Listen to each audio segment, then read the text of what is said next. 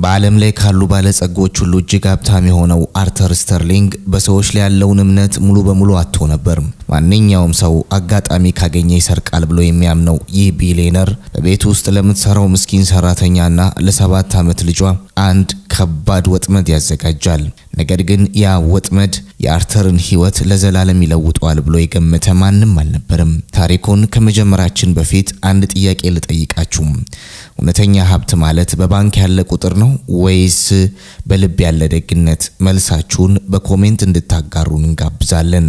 እንዲሁም ይህንን ቪዲዮ ከየትኛው የዓለም ክፍል ሆናችሁ እንደምትመለከቱን ለምሳሌ ከአዲስ አበባ፣ ከሳውዲ አረቢያ፣ ከዱባይ፣ ከአሜሪካ፣ ከለንደን ወዘተረፈም በኮሜንት ላይ ጻፉልን።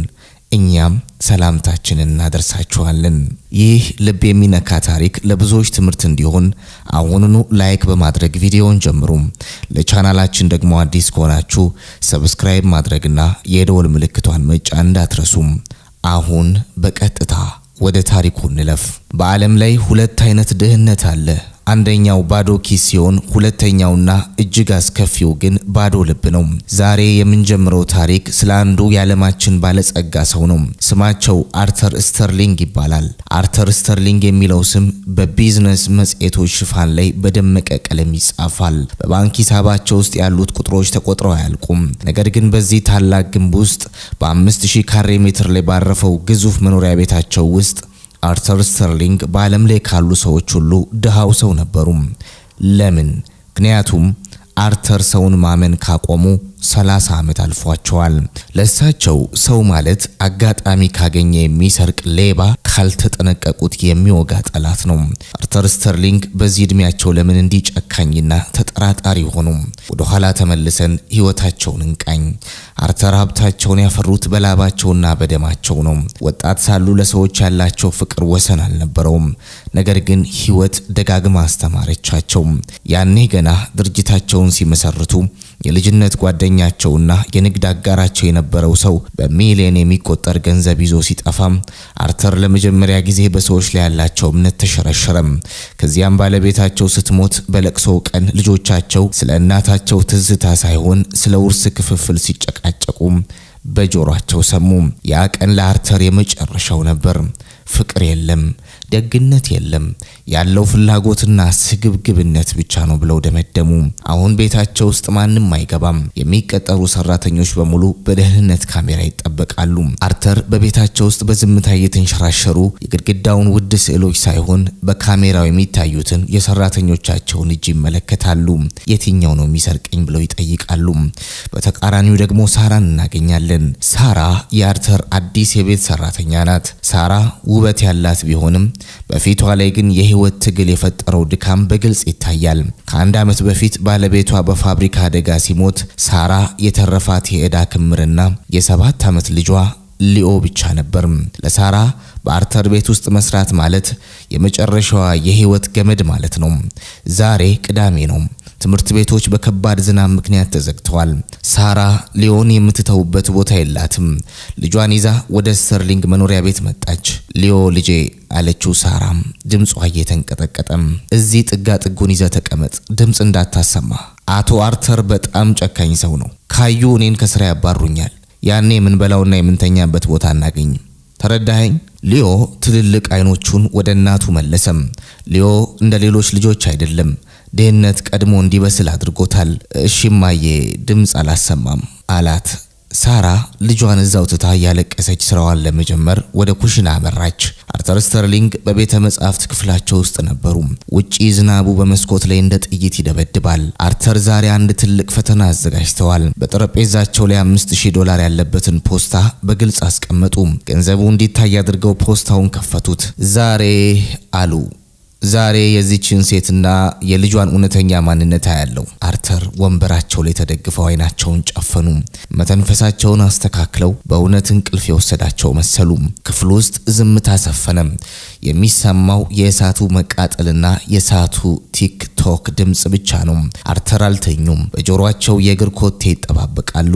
እስቲ ልይህ ስንት ደቂቃ ይፈጅብሃል ብለው በልባቸው አሰቡ። በዚህ ጊዜ የክፍሉ በር በቀስታ ተከፈተ። ሳራና ሊዮ ወደ ክፍሉ ገቡ። ፈተናው ተጀመረ። በቤተ መጻሕፍት ውስጥ ያለው አየር ይከብዳል። አርተር ስተርሊንግ በበርገንዲ ቬልቬት ወንበራቸው ላይ ሆነው ትንፋሻቸውን አረጋግተዋል። አይናቸውን ቢጨፍኑም ልባቸው ግን እንደ ከበሮ ይመታል። አርተር በዚህ ቅጽበት አንድ ትልቅ አዳኝ መስለዋል። የዘረጉት ወጥመድ ያ $5000 ያለበት ፖስታ በእሳቱ ብርሃን ይብለጨለጫል። ና ይላሉ አርተር በልባቸው። ናና ማንነትን አሳየኝ። ሳራ ወደ ክፍሉ ገባች። በእጇ የጽዳት ዕቃዎችን ይዛለች። ሊዮ ከኋላዋ እንደ ጥላ ተከትሏታል። የሳራ አይኖች ክፍሉን ሲቃኙ አርተርን አዩ። ተኝቷል ብላ አሰበች። ከዚያም አይኗ ጠረጴዛ ላይ ካለው ፖስታ ላይ አረፈም። ልቧ ትርታዋ ጨመረም። $5000 ያ ገንዘብ ለሳራ ማለት ከቤት እንዳትባረር፣ ልጇ አዲስ ልብስ እንዲገዛላት፣ ለአንድ ዓመት የሚሆን ምግብ እንዲኖራቸው ማለት ነው። ሳራ ግን ፊቷን አዞረች። ፍርሃት ከስግብግብነት በላይ ነበረባት። ሊዮ በሹክሹክታ ተናገረች። እዚህ ምንጣፉ ላይ ተቀመጥ፣ አትነቃነቅ፣ ዕቃ እንዳትነካ። አቶ አርተር ቢነቁ መዓት ነው የሚወርደው። ሳራ ስራዋን ለመጀመር ወደ ሌላኛው ጥግ ሄደች። አሁን አርተርና ሊዮ በአንድ መስመር ላይ ቀሩ። ሊዮ ምንጣፉ ላይ ተቀምጧል። ትናንሽ እጆቹን በጉልበቶቹ ላይ አጣጥፎ አዛውንቱን ይመለከታል። አርተር የሚሰሙት ነገር ግራ አጋባቸው። ሕፃናት ዝም አይሉም፣ ይንቀሳቀሳሉ፣ ዕቃ ይሰብራሉ ወይም የሆነ ነገር ይፈልጋሉ። ሊዮ ግን እንደ ሐውልት ጸጥ ብሏል። 5 ደቂቃ አለፈ። 10 ደቂቃ። አርተር አንገታቸው መደንዘዝ ጀመረ። ለምንድን ነው ማይንቀሳቀሰው ብለው ጠየቁ። በዚህ ጊዜ ሊዮ ቆመ። አርተር በልባቸው ሳቁ። አሁን ተጀመረ አሉ። የሊዮ የእግር ኮቴ በጣም ቀጭን ነው። ወደ አርተር ተጠጋም። አርተር አሁን እጁን ወደ ፖስታው ይሰዳል ብለው እየጠበቁ ነበር። ሊዮ ግን ከፖስታው ይልቅ አርተርን በትኩረት ይመለከት ጀመር። የአርተርን ሽበታም ጸጉር፣ በእጃቸው ያለውን የደም ስር እና በብቸኝነት የዛለውን ፊታቸውን ተመለከተ። ሊዮ ያየው ባለጸጋውን አርተርን ሳይሆን የሚራራለትን አዛውንት ነበር። በክፍል ውስጥ ያለው ሙቀት ቢኖርም ከመስኮቱ የሚገባው ግዝቃዜ አርተርን እያባባቸው ነበር። አርተር ሳያውቁት እጆቻቸው ይንቀጠቀጡ ነበር። ሊዮ ይህንን አስተዋለም። ሊዮ የራሱን ጃኬት አወለቀ። ጃኬቱ ያረጀ ቀጭንና የሊዮን ብቸኛ ሙቀት የሚሰጥ ነበር። ሊዮ በቀስታ ተጠግቶ ያንን ጃኬት በአርተር እግሮች ላይ ያለበሳቸው። በርዶታል ሲል በሹክሹክታ ተናገረም። አርተር በዚህ ቅጽበት የደረሰባቸው ድንጋጤ ከምንም በላይ ነበር። በሕይወታቸው ብዙ ሰዎች ስጦታ ሰጥተዋቸዋል፣ ውድ አልማዞች፣ የወርቅ ሰዓቶች፣ የንግድ ድርሻዎች። ነገር ግን ሁሉም በምላሹ የሆነ ነገር ፈልገው ነው። ይህ ሕፃን ግን ምንም ሳይኖረው የራሱን ብቸኛ ጃኬት ለሌላ ሰው ሰጠም። አርተር ልባቸው ውስጥ ያለው የድንጋይ ግንብ የመጀመሪያውን ስንጥቅ አሳየም። ሊዮ በመቀጠል ወደ ጠረጴዛው ሄደም። ፖስታውን ነካው። አርተር አሁን ይወስደዋል ብለው ደመደሙ። ነገር ግን ሊዮ ፖስታው እንዳይወድቅ ወደ መሃል ገፋውና መሬት ላይ ወደቀችውን ደብተር አንስቶ በስርዓት አስቀመጠም። ሳራ ወደ ክፍሉ ተመለሰች። ልጇን ምንጣፉ ላይ ስታጣው ደነገጠች። ከዚያም አይኗን ወደ አርተር ወረወረች። ሊዮ የአርተር እግር ስር ቆሟል። የልጇ ጃኬት ባለጸጋው ላይ ተጋድሟል። ሊዮ ብላ በጩኸት በውስጥ ድምፅ ወደሱ እየሮጠች መጣች። ፊቷ ነጭ ሆነም። ምን እያደረክ ነው? ለምን ነካቸው? ጃኬትን ለምን እዚህ ያደረከው? ሳራ አርተር ይነቃሉ ብላ በፍርሃት ተዋጠች። ልጇን በኃይል ይዛው ወደ ኋላ ፈገፈገች። ተበላሸን ሊዮ፣ አሁን ያባርሩናል እያለች ማልቀስ ጀመረች። አርተር በዚህ ጊዜ መነቃቃት ጀመሩ። አርተር አይናቸውን በቀስታ ከፈቱ። ፊታቸው ላይ ታየው ግን የቁጣ ሳይሆን የግራ መጋባት ስሜት ነበር። ምንድነው እዚህ የሚካሄደው አሉ አርተር ድምጻቸውን ጎርነን አድርገው። አርተር ስተርሊንግ ከወንበራቸው ቀና አሉ። ፊታቸው ላይ የቁጣ ጭንብል አጥልቀዋል። ሳራ ልጇን ደረቷ ላይ አጥብቃ ወደ ኋላ እያፈገፈገች ነው። በክፍሉ ውስጥ ያለው ዝምታ በሳራ ትንፋሽ መቆራረጥ ብቻ ይረብሻል። ማን ነው እዚህ እንድትገቢ የፈቀደልሽ አሉ አርተር ድምጻቸው ልክ እንደ ነጎድጓድ በቤተ መጻሕፍት ውስጥ እያስተጋባም። ይህ የኔ የግል ማረፊያ መሆኑን አታውቂም? ደግሞ ሕፃን ምንድነው እዚህ የሚሰራው? ሳራ መንቀጥቀጥ ጀመረች። ጌታዬ ባኮን ትምህርት ቤት ስለተዘጋ ነው ስትል ቃላቶች ካፏ ሊወጡ አልቻሉም። አርተር ግን ወደ እግራቸው ተመለከቱ። ያንን የሊዮን ቀጭንና የረጠበ ጃኬት አነሱት። ይሄ ግብስባሽ ምንድነው? የኔን ወንበር አበላሽቶታል። ይህ ወንበር ከየት የመጣ መሰለሽ? የጣሊያን ቬልቬት ነው። በአንድ ጠብታ ውሃ ዋጋው ይረክሳል አሉ አርተር። በልባቸው ግን የሊዮ ጃኬት የሰጣቸውን ሙቀት እያሰቡ ነበር። ነገር ግን አሁንም ሰውን ማመኑ ስለከበዳቸው ፈተናውን ለመቀጠል ወሰኑ። አርተር ቆሙ። በበትራቸው እየተደገፉ ወደ ሳራ ቀረቡ። ከዚያም በድንገት ፊታቸውን ወደ ጠረጴዛው አዞሩ። ገንዘቡ አሉ በከፍተኛ ድምፅ። እዚህ ጠረጴዛ ላይ ፖስታ ትቼ ነበር። ማን ነካው? ሳራ ደነገጠች። ማንም አልነካውም ጌታዬ፣ እኔ አልነካውትም። አርተር ወደ ሊዮ ተመለከቱ። አንተስ አልነካው? ሊዮ በንጹህ አይኖቹ አርተርን እያያቸው ነክቼዋለሁ አለም። ሳራ እጇን አፏ ላይ ጭና ጮኸች። ሊዮ ምን እያልክ ነው? ነክቼዋለሁ ሲል ሊዮ ደገመው። ከጠረጴዛው ላይ ሊወድቅ ስለነበረ ወደ መሃል ገፋሁት። እንዳይጠፋቦት ብዬ እኮ ነው። አርተር ለጥቂት ሴኮንዶች ንግግር አጡ። ይህ ልጅ በድህነት ውስጥ እየኖረ እናቱ ስራ ልታጣ እንደምትችል እያወቀ እንዴት ያንን ሁሉ ገንዘብ ሳይወስድ ቀረም? አርተር በውስጣቸው ትልቅ ትግል ተጀመረም። ለምን አልወሰድከውም? ይህ ገንዘብ እኮ ህይወታችሁን ይቀይረው ነበር አሉት። ሊዮ የመለሰው መልስ ግን የአርተርን ፍልስፍና ክፉኛ መታው። የኔ ያልሆነ ነገር ህይወቴን እንዲቀይረው አልፈልግም አላቸው። አርተር አሁንም ጭካኔያቸውን ሊለቁ አልፈለጉም። ምንም ቢሆን ወንበሬን አበላሽተሃል። ይህ ወንበር $500 ያስከፍላል። እናትህ ይህ ገንዘብ የላትም። ስለዚህ አሁን ከቤቴ ትወጣላችሁ። ሳራ ማልቀስ ጀመረች። በዚህ ጊዜ ነው ሊዮ የማይታመን ነገር ያደረገው። ወደ ኪሱ ገባም። በጣም በጥንቃቄ አንድ ነገር አወጣም። ያቺ ባለ 3 ጎማ አሮጌ አሻንጉሊት መኪና ነበረች። ይህችን ውሰዱ አለ ሊዮ መኪናዋን ለአርተር እየዘረጋ። ፈጣኑ ኤዲ ትባላለች። አባቴ ከመሞቱ በፊት የሰጠኝ የመጨረሻ ስጦታዬ ናት። ጎማዋ ቢጎልም እሷ የኔ ትልቁ ሀብቴ ናት። ወንበሩን እንድትከፍል ትሆናለች አርተር። ክፍሉ ውስጥ ታላቅ ዝምታ ሰፈነ። አርተር መኪናዋን ተቀበሉ። በእጃቸው ላይ ያቺ ትንሽ ፕላስቲክ መኪና በከበደው ወርቅ በላይ መዘነችባቸው። ይህ ሕፃን እናቱን ለማዳን ሲል አባቱን የሚያስታውስበትን ብቸኛ ነገር እየሰጣቸው ነው።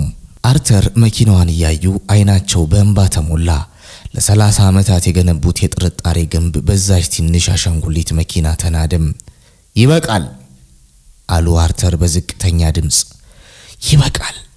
ሳራ ምን እየሆነ እንደሆነ አልገባትም። አርተር ወንበራቸው ላይ ተመለሱና ተቀመጡ። ሳራ ቁጭ በይ አሏት። ሊዮ አንተም ና። አርተር ፖስታውን አነሱ። ይህ ፖስታ ወጥመድ ነበር። ይገርማችኋል፣ እኔ ያልተኛውም ነበር። ሁለታችሁንም ልፈትናችሁ ፈልጌ ነበር። ሁላችሁንም ሌባ አድርጌ ያስብ ነበር። አርተር የሊዮን መኪና ወደ ደረታቸው አስጠጉ። ነገር ግን ይህ ሕፃን ዛሬ አንድ ትልቅ ትምህርት አስተማረኝ። እኔ በሚሊዮን የሚቆጠር ዶላር እያለኝ በልቤ ግን ካንተ በላይ ድሃ ነበርኩኝ። አርተር ፖስታውን ለሳራ ሰጧት። ይህ የዛሬው ትምህርት ክፍያዬ ነው። ውሰጂው፣ ለሊዮ ጃኬት ትግዢለት። የምዕራፉ ማብቂያ ላይ አርተር መኪናዋን ጠረጴዛው ላይ ያስቀምጠው ሊዮ ዛሬ አዲስ ስምምነት እናደርጋለን ሲሉ ይሰማሉ። በቤተ መጻሕፍት ክፍል ውስጥ ያለው ድባብ ሙሉ በሙሉ ተቀይሯል። የዝናቡ ድምፅ አሁንም በመስኮቱ ላይ ይሰማል። ነገር ግን አሁን እንደ ቀድሞ አያስፈራም። ሳራ በእጇ ፖስታውን ይዛ በድንጋጤ ቆማለች። አርተር ግን አሁንም አይናቸውን ያቺ አሮጌና ባለ 3 ጎማ አሻንጉሊት መኪና ላይ ተክለዋል። ሊዮ አሉ አርተር። ድምጻቸው አሁን እንደ አባት ገር ሆኗል። ይህችን መኪና እኔ አልመልስልም፣ ምክንያቱም አንተ ለእናትህ ስትል በፈቃደኝነት የሰጠከኝ ክፍያ ናት። እኔ ደግሞ ክፍያን አልመልስም። የሳራ ልብ መምታቱን አላቆመም። ጌታዬ ባክዎን ሊዮ ሕፃን ስለሆነ ነው ብላ መናገር ስትጀምር አርተር እጃቸውን በማንሳት አስቆሟት። አይ ሳራ፣ እሱ ሕፃን አይደለም። እሱ ከኔ በላይ ትልቅ ሰው ነው። ዛሬ እኔን ያዳነኝ እሱ ነው። እኔ በጥርጣሬና በጥላቻ ታፍኜ ልሞት የነበርኩ ሰው ነኝ። አሁን ግን አዲስ ስምምነት አለኝ። አርተር ወደ ሊዮ ተጠግተው ተንበረከኩም። የ75 ዓመቱ ባለጸጋ አዛውንት ከ7 ዓመቱ ሕፃን እኩል ሆነው አይን ላይን ተያዩ። ሊዮ፣ ፈጣኑ ኤዲ ጎማው ጎሏል። ብቻዬን ደግሞ መጠገን አልችልም። ረዳት ያስፈልገኛል። እዚህ ቤት በየቀኑ እየመጣ ከኔ ጋር ትሰራለህ። በምላሹ እኔ ትምህርትን እስከ መጨረሻው ከፍላለሁ። ይስማማሃል? ሊዮ እናቱን ተመለከተም። ሳራ በእንባ ተሞልታ ራሷን ነቀነቀች። ሊዮ በፈገግታ እሺ አለና ትንሹ እጁን ዘረጋም። አርተር የዓለምን ቢዝነስ የጨበጠውን እጃቸውን ዘርግተው የሊዮን እጅ ጨበጡም። ከዚያን ቀን በኋላ በስተርሊንግ መኖሪያ ቤት ውስጥ ተአምር መታየት ጀመረ። ለዓመታት ተዘግተው የነበሩት ጥቁር መጋረጃዎች ተከፈቱ። የፀሐይ ብርሃን በቤት ውስጥ ባሉ ውድ ዕቃዎች ላይ ማረፍ ጀመረ። አርተር በቤት ውስጥ የነበሩትን ካሜራዎች በሙሉ እንዲነሱ አዘዙ። ከእንግዲህ ሰውን መፈተሽ ሰልችቶኛል አሉ። ሳራ የቤት ሰራተኛ መሆኗ ቀርቶ የቤቱ አስተዳዳሪ ሆነች። አርተር የሳራን ታማኝነትና ትጋት አይተው የቤቱን ቁልፍ በሙሉ አስረከቧት። ሌዮ ደግሞ በየቀኑ ከትምህርት ቤት ሲመለስ ቀጥታ የሚሄደው ወደ አርተር ቤተ መጻሕፍት ነው። የአርተር ፊት አሁን ብሩህ ሆኗል። ያ የድሮ ጨካኝ ባለጸጋ ተቀይሮ ደጉ አያት ተባሉ። ይህ ለውጥ ግን ለሁሉም ደስታን አላመጣም። የአርተር ትክክለኛ ልጆች ሪቻርድና ኤድዋርድ ይህንን ወሬ ሰሙ። አባታቸው ሀብቱን ለቤት ሰራተኛና ለልጇ እየበተነ እንደሆነ ሲረዱ በቁጣ ተሞሉ። አንድ ምሽት ሳይታወቁ ወደ ቤቱ መጡ። አርተርና ሊዮ በደስታ ቼዝ ሲጫወቱ አገኟቸው። አባቴ አእምሮ ተነክቷል ብሎ ሪቻርድ ጮኸም። ይሄንን ደሃ ልጅ ከኛ በላይ እያቀረብከው ነው፣ ሀብታችንን እንዲወርስ እያደረክ ነው። አርተር ቀና ብሎ አዩአቸው። ሀብታችሁን አሉ በቀዝቃዛ ድምፅ። እኔን ለማየት የመጣችሁት መቼ ነበር? ባለፈው ዓመት ለልደት ቀን ካርድ እንኳን አላካችሁልኝም። አሁን ግን ስለ ገንዘቡ ስታስቡ ሮጣችሁ መጣችሁ። ልጆቹ ሊዮን በንቀት አዩት። ከዚህ ቤት እንድትወጣ እናደርጋለን ብለው ዝተው ወጡ። አርተር ግን ሊዮን እቅፍ አድርገው አትፍራ ልጄ፣ እኔ እስካለው ማንም አይነካም አሉት። ነገር ግን አርተር ጤናቸው እየደከመ እንደሆነ ያውቁ ነበር። አርተር በድብቅ ጠበቃቸውን ጠሩ። ሄንደርሰን አሉት፣ አንድ የመጨረሻ ሰነድ ማዘጋጀት አለብን። ይህ ሰነድ ግን እንደ ድሮ ፈተና መሆን የለበትም። ይህ ሰነድ የፍትህና የፍቅር መግለጫ መሆን አለበት።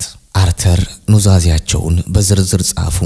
በዛው ምሽት ሊዮን ጠርተው ያቺን ባለ 3 ጎማ መኪና አሳዩት። ሊዮ፣ ይህቺ መኪና ያንተ ትልቁ ሀብት ነበረች። አሁን ግን የኔም ትልቁ ሀብት ናት። አንተ የጎደለውን ጎማ በወርቅ እንድጠግነው ረድተኛል። አርተር መስኮቱን እያዩ ከእንግዲህ ሞትን አልፈራም አሉ። ምክንያቱም ለሰዎች ያለኝ እምነት መልሼ አግኝቼዋለሁ። ጊዜ እንደ ውሃ ይፈሳል። 10 ዓመታት ነጎዱ። ያ የ7 ዓመቱ ትንሹ ሊዮ አሁን የ17 ዓመት ጎረምሳ ሆኗል።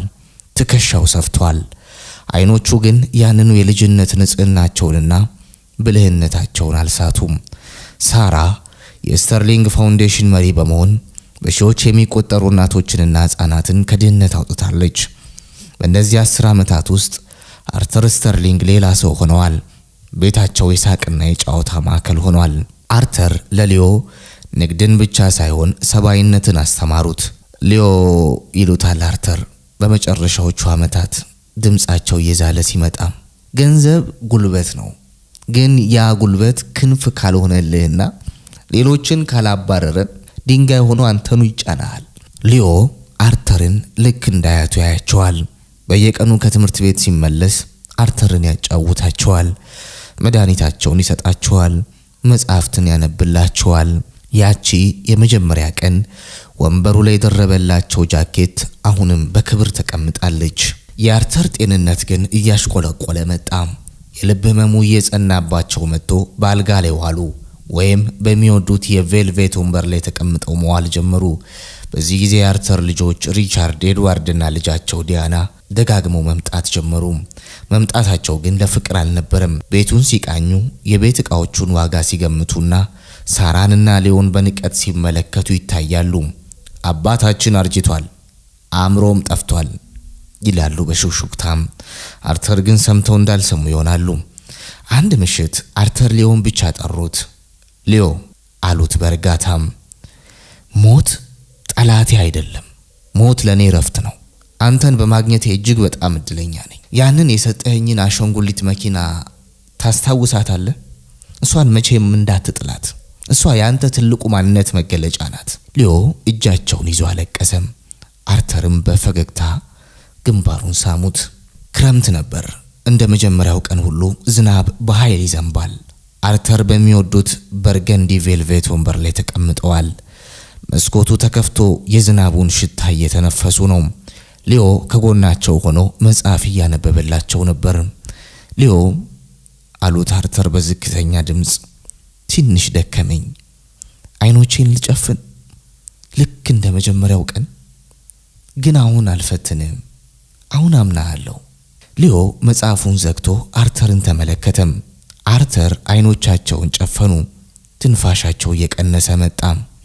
በመጨረሻም ጸጥ አሉ። ያ ታላቅ ባለጸጋ፣ ያ ክፉን ዓለም በደግነት የለወጠ አዛውንት በሰላም ከዚህ ዓለም አለፉ። ሊዮ ጃኬቱን አነሳና ልክ እንደዛ ቀን አርተር ላይ ደረበላቸው። ደህና ደሩ አያቴ አለ፣ እንባው እየፈሰሰም። የአርተር ሞት እንደተሰማ ቤቱ በሰዎች ተሞላ። ጥቁር የለበሱ ዘመዶች፣ ጋዜጠኞችና ጠበቃዎች። የአርተር ልጆች ግን ሐዘን አልታየባቸውም። ይልቁንም በቤት ውስጥ ያሉትን ውድ ስዕሎችና ዕቃዎች ይህ ለኔ ነው፣ ያ ላንቺ ነው እያሉ መከፋፈል ጀመሩ። ሳራና ሊዮ ጥጊዜው ያለቅሳሉ። ለልጆቹ እነሱ አሁንም የቤት ሰራተኛና ልጇ ናቸው። ሪቻርድ ወደ ሊዮ ቀረበና በንቀት አየው። አሁን ጨዋታው አብቅቷል። ነገ ከቀብሩ በኋላ ይህንን ቤት በ10 ደቂቃ ውስጥ ለቃችሁ ትወጣላችሁ። አባቴ ስለሳሳላችሁ ብቻ የቤቱ ባለቤት የሆናችሁ መስሏችሁ ከሆነ ተሳስታችኋል አለው። ሊዮ ምንም አልመለሰም። የሚጠብቀው የገንዘብ ኑዛዜውን ሳይሆን የአርተርን የመጨረሻ ቃል ነበር። አርተር በሕይወት እያሉ ልጆቻቸው ቤቱን በግልጽ ለመውረር አልደፈሩም ነበር። አሁን ግን አርተር አልጋ ላይ መዋላቸውን ሲረዱ ሪቻርድና ኤድዋርድ በስተርሊንግ መኖሪያ ቤት የኋላኛው ክፍል ውስጥ በሚስጥር ተሰበሰቡ። ይህ ሽማግሌ ሰውዬ ንብረቱን በሙሉ ለዛ ለማኝ ልጅ ሊሰጠው ነው አለ ሪቻርድ ሲጋራውን እያጨሰም። ጠበቃውን ኤንደርሰንን ደግሞ ሲጠራው አይቻለሁ። ኑዛዜውን ካልቀየር ነው ሰሜንና ደቡብ የደከምንበት ሀብት ልናጣው ነው። ኤድዋርድ በመስኮት በኩል ሊዮ አርተርን በዊልቸር እያዞረ ሲያጫውታቸው ተመለከተም። አባታችን አእምሮ እንደተነካና በሊዮ ተጽዕኖ ስር እንደወደቀ ለፍርድ ቤት ማመልከት አለብን። ዲሜንሺያ ወይም የአእምሮ ዝግጅት አለበት ብለን ምስክር ካቀረብን ኑዛዜው ዋጋ አይኖረውም ሲል ክፉ ሐሳብ አቀረበም። ሳራንና ሊዮን ከቤት ለማባረር የሐሰት ስርቆት ወንጀል ለመለጠፍ ማቀድ ጀመሩ። አንድ ምሽት ሳራ በኩሽና ውስጥ ስራ ስትሰራ ሪቻርድ ወደሷ መጣም። በእጁ ትልቅ የገንዘብ ጥቅል ይዟል። ሳራ አላት በለስላሳ ድምፅ፣ አባቴ አርጅቷል። ነገሮች ሲበላሹ አንቺና ልጅሽ የት እንደምትገቡ አታውቁም። ይህንን ገንዘብ ውሰጂና አባቴ አእምሮ እንደተነካ ለጠበቃው ምስክርነት ስጪ። ይህን ካደረግሽ ሌላ ተጨማሪ ገንዘብ እንሰጥሻለን። ሳራ ግን አርተር የሰጧትን ክብርና ፍቅር አስባ ቆረጠች። ጌታዬ አለችው ሪቻርድን አይን ላይን እያየች። አባቶ አእምሯቸው አልተነካም። ይልቁንም አእምሯቸው የነቃው ሊዮን ካገኙ በኋላ ነው። የእርስዎን ገንዘብ አልፈልግም፣ ምክንያቱም ክብሬ አይሸጥም። ሪቻርድ በንዴት እየተንቀጠቀጠም ይህንን ዋጋ ትከፍያለሽ ብሎ ዛተባት። አርተር በሕይወት እያሉ ልጆቻቸው ምን እያሴሩ እንደሆነ በደንብ ያውቃሉ። ሊዮን ጠርተው ወደ መኝታ ክፍላቸው አስገቡት። ሊዮ አሉት ድምጻቸው እየተቆራረጠም፣ ዓለም ሁል ጊዜ ደግነትን በወርቅ አትመዝንም። አንዳንዴ ደግነት እንደ ሞኝነት ይታያል። ልጆቼ አንተን ለማጥፋት እንደሚሞክሩ አውቃለሁ፣ ነገር ግን እውነቱ በአንተ እጅ ነው። አርተር አንድ ትንሽ ቁልፍ ሰጡት። ይህች ቁልፍ በቤተ መጻሕፍት ውስጥ ያለችው ትንሽ ካዝና ቁልፍ ናት። እኔ ካለፍኩ በኋላ ብቻ ክፈታት። በውስጡ ያለው ነገር ከቢሊዮን ዶላር በላይ ዋጋ አለው አሉት። ሊዮ ቁልፏን ተቀብሎ በአንገቱ ላይ አሰራት። አርተር በሰላም ተኙ። ነገር ግን ያቺ ምሽት የመጨረሻው እንደሆነች ሁለቱም በልባቸው ያውቁ ነበር። አርተር ስተርሊንግ በሰላም አረፉ። የቀብር ስነ ስርዓቱ እጅግ ደማቅ ነበር። የከተማው ባለስልጣናት፣ ነጋዴዎችና ጋዜጠኞች ተሰብስበዋል። ልጆቻቸው በሚያማምሩ ጥቁር ልብሶች ተውበው የሐሰት እንባ እያፈሰሱ ቆመዋል። ሊዮና ሳራ ግን ከመቃብሩ ጥቂት እርምጃዎች ራቅ ብለው እውነተኛ ሐዘናቸውን ይገልጹ ነበር። ሊዮ በእጁ ያችን አሸንጉሊት መኪና ይዟል። ደህና ደሩ አያቴ አለ በልቡ። የቀብር ስነ ስርዓቱ እንዳለቀ ሪቻርድ ወደ ሊዮ መጣም። አሁን ሰርከሱ አብቅቷል። ዛሬ ማታ ከቤቱ ካልወጣችሁ ፖሊስ እጠራለሁ አለው። ወደ ቤቱ ሲመለስ የሪቻርድና የኤድዋርድ ቤተሰቦች እቃዎችን ማሸግ ጀምረዋል። ሳራ የሰበሰበቻቸውን እቃዎች መሬት ላይ እየጣሉ ይሳለቁባታል። ይህንን ውድ ስዕል አባቴ ለእናንተ የሰጠ መስሏችሁ ነበር እያለች ዲያና የአርተር ልጅ ትሳለቃለች። ሊዮ ግን ምንም አልተናገርም። ቀጥታ ወደ ቤተ መጻሕፍቱ አመራ። አርተር የሰጡትን ቁልፍ አወጣ። ያቺን ትንሽ ካዝና ሲከፍታት በውስጡ ያገኘው ወርቅ ወይንም ገንዘብ አልነበረም። ያገኘው አሮጌና በትንሽ ብርጭቆ ውስጥ የተቀመጠ ጃኬት ነበር። ያ ጃኬት ሊዮ በመጀመሪያው ቀን ለአርተር ያለበሳቸው የራሱ ጃኬት ነበር። አርተር በክብር አስቀምጠውታል። ከጃኬቱ ስር አንድ ማስታወሻ አለ። እውነተኛው ሀብት ይሄ ነው። ግርግሩ በረታም። ሪቻርድ ሊዮን ከቤቱ በጉልበት ሊያስወጣው ሲሞክር የቤቱ በር በኃይል ተንኳኳም። ጠበቃው ሚስተር ሄንደርሰን ከሁለት ረዳቶቹ ጋር ገባም። በእጁ ትልቅና የታሸገ የኑዛዜ ሰነድ ይዟል። ሁሉም ሰው ወደ ሳሎን ይምጣ አለ ሄንደርሰን። የአቶ አርተር ስተርሊንግ የመጨረሻ ኑዛዜ አሁን ይነበባል። ልጆቹ በደስታ ተገፋፉ። አሁን መጨረሻቸው ነው፣ አሁን ነው መጨረሻቸው አለ ሪቻርድ ለወንድሙ። ሁሉም ሳሎን ውስጥ ተቀመጡ። ሳራና ሊዮ በትህትና ጥግ ያዙ። ሄንደርሰን መነጽሩን አስተካከለ። ፖስታውን ከፈተና ክፍሉን ዝምታ አሰፈነው። ይህ ኑዛዜ አለ ሄንደርሰን አቶ አርተር በሙሉ ጤንነታቸው እያሉና በቪዲዮ ምስክርነት የተደገፈ ነው። እዚህ ጋር እውነት ይገለጣል፣ ፍትህ ይነግሳል። የታሪኩም ታላቅ መልእክት የሚደመደም ይመስላል። በሳሎን ውስጥ ያለው ዝምታ እጅግ አስገራሚ ነው። ሚስተር ሄንደርሰን ሰነዱን በዝግታ ማንበብ ጀመሩ። ለልጆቼ ለሪቻርድ፣ ለኤድዋርድና ለዲያና አሉ። በተወለዳችሁበት ቀን ያቋቋምኩላችሁን የባንክ ሂሳቦች ትቻለሁ። ያ ገንዘብ በሚሊዮን የሚቆጠር ነው። እኔን ለማየት ስትመጡ የምትጠይቁኝ ስለ ገንዘብ ብቻ ስለነበረም አሁን የምትፈልጉትን ሰጥቻችኋለሁ። በሚሊዮኖቻችሁ ተደሰቱ። ልጆቹ እርስ በርሳቸው ተያዩ። ፈገግታ በፊታቸው ላይ ታየ። ሪቻርድ አየህ አባቴ አልረሳንም አለም። ነገር ግን ሄንደርሰን ድምጻቸውን ከፍ አደረጉ። ነገር ግን አሉ የስተርሊንግ ኢንዱስትሪዎችን፣ የባህር ላይ መርከቦችን፣ ይህን ታሪካዊ መኖሪያ ቤትና የቀረውን የቢሊዮን ዶላር ሀብቴን በሙሉ ለአንድ ሰው ሰጥቻለሁ። እሱም በህይወቴ ምንም በሌለኝ ሰዓት ነፍሴን ከቅዝቃዜ ለታደጋት የራሱን ብቸኛ ሀብት ለሰጠኝና ደግነትን ላስተማረኝ ለሊዮ ሳሙኤል ሰጥቻለሁ። ሳሎኑ በአንድ ጊዜ በጩኸት ተሞላ። ሪቻርድ ከመቀመጫው ተፈናጥሮ ተነሳ። ይህ ውሸት ነው፣ ህገወጥ ነው፣ ይህንን ድሃ ልጅ አናቀውም ብሎ ጮኸ። ኤድዋርድም አባታችን አእምሮን ተነክቶ ነበር ሲል ተቆጣም። ሄንደርሰን ግን በረጋ ድምፅ ቪዲዮውን ክፈቱት አሉ። በግድግዳው ላይ ባለው ትልቅ ስክሪን ላይ አርተር ስተርሊንግ ታዩ።